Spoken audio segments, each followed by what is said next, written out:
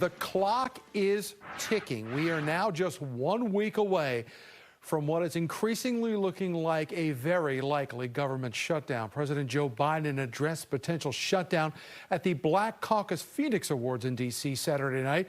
Biden says he has made and kept promises, in his words, to Americans, but says a government shutdown could have America losing recent gains.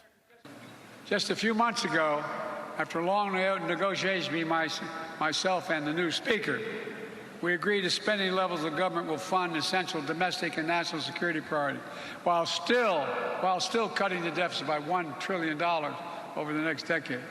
Now, a small group of extreme Republicans don't want to live up to the deal.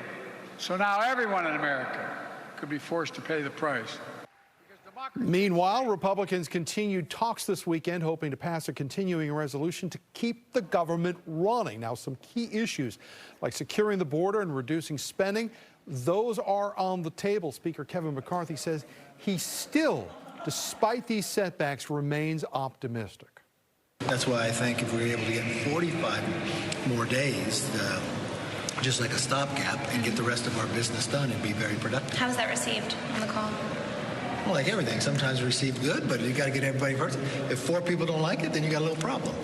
Are you feeling? It's been a roller coaster in the ride. House Republicans have been facing a number of problems in coming together. For more on this, I want to bring in our political panel this Sunday morning. Drew Littman is a Democratic strategist and former chief of staff to Senator Al Franken. Nicole Bennett is with the Maryland Republican Party and vice chair and GOP strategist as well, too. Good to see both of you. Welcome in out of the rain. Good morning. Good morning. Today, it's looking very likely that this government is going to shut down. One of the questions we have had, though, they've got this group of 20 Republicans, hardcore conservatives, that have been making Kevin McCarthy's eyes roll up in the back of his head as he tries to reach his deal.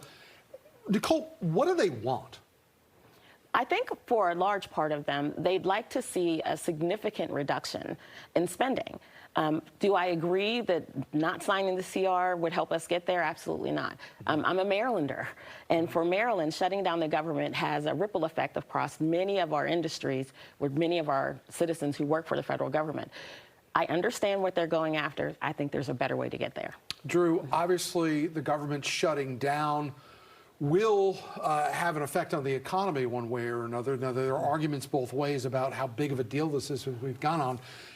Is there a possibility that there could be a deal over the next couple of days if Democrats step forward and start working with Kevin McCarthy?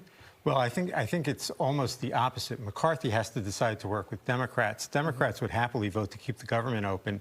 They'd vote for a continuing resolution. They'd vote for a longer-term solution. So I think that part is in place. Is there danger, though, if Kevin McCarthy does what Drew just spelled out here? If Kevin McCarthy starts making deals with Democrats to get this government to stay functioning, does he risk even further enraging this right wing, which is not only talking about not keeping this government open, but also removing him as Speaker of the House? Absolutely. You know, politics is a team sport.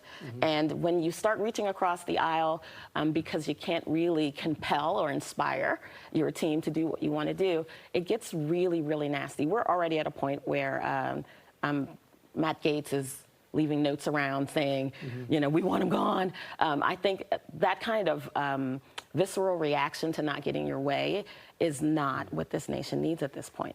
We should work together. I want to switch gears because there was a major piece of news this week that New Jersey Democratic Senator Bob Menendez was indicted, and there are now an increasing amount of calls for him to resign office, no more so than the governor of New Jersey right now, Phil Murphy. Drew, your former chief of staff to Al Franken, there has been a lot of Monday morning quarterback about what happened with Al Franken, whether, you know, Democrats were too quick to him to resign his office. When you look at what's going on right now with Bob Menendez, it's a very different story. The allegations here are eye-opening, even for New Jersey, said somebody from New Jersey. Yeah. What do you make of this? I mean, does he have to go? The fact situation is radically different, but it does evoke my experience with Senator Franken, where he was railroaded. There was no process at all. Senator Menendez hasn't even been arraigned. I think his arraignment is Wednesday. If he has a story to tell, he has a chance to tell it. I'd listen. But the Senate is razor thin. New Jersey Democrats had viewed that as a safe seat. Is there a bigger risk if Menendez stays in office right now than if he were to leave? Absolutely. If Menendez leaves now, it will give the governor a chance to appoint someone there. The seat, I think, is up again in 2026, and it will definitely come back to haunt them. I think Menendez has had a couple of bouts with the ethics committee, and this seems, gold bars and fancy cars and $480,000 in a jacket is probably the death knell for his political career. All right, I want to switch gears real quick to something that was more of a local level. We had a vote this week by the House Oversight Committee that is going to return control of the RFK Stadium site to Washington, D.C.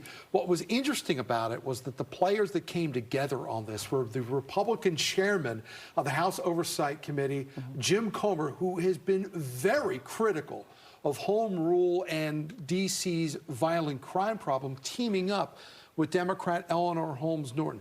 You don't like to make too much of these things, but, anytime we see bipartisanship break out on the Hill, it does get our attention, and maybe that says something about our politics right now.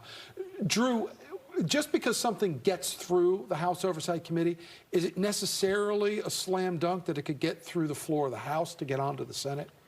Not a slam dunk, but if it gets through the House Oversight Committee, as you said, that's a bipartisan endorsement in this case, and I think your prospects in the House at least would be very good. The interesting bedfellows on this continued by some of the fights that broke out as well, Nicole, because the mayor of D.C., Muriel Bowser, stepped out into the hallway clearly annoyed that two of the Maryland members of this committee voted for an amendment that failed, but would have prevented the district from using any tax dollars on this. She said Maryland lawmakers were trying to do whatever they could to make sure that that football team stays in Maryland. Are we seeing, just jurisdictional politics at work here as well? Absolutely. Everyone loves the Commanders, even Raven fans love the Commanders. Having them at FedEx Field is an economic boon for us. So what we really want to do is Maryland wants to put its best foot forward. When D.C. jumps into this fray to get this team to move, this new organization, we really want Maryland to say, stay here. We're great. Let me get your take on something else that came up this week. There was a rule change that was made for the United States Senate about what senators can wear. John Fetterman, as we know, has, become a style icon with his hoodies and his shorts. But it's caused some consternation. The word is that, there are some senators that are not happy about this, that they feel that it somewhat brings the level of discourse down in the Senate. I don't know if that's possible. But you worked in the Senate. Is this a big deal or something that people are just making a big deal? It's a huge big deal. Internally in the Senate, there were epic fights over the dress code, especially on the part of women who weren't allowed to wear pants on the Senate floor until relatively recently.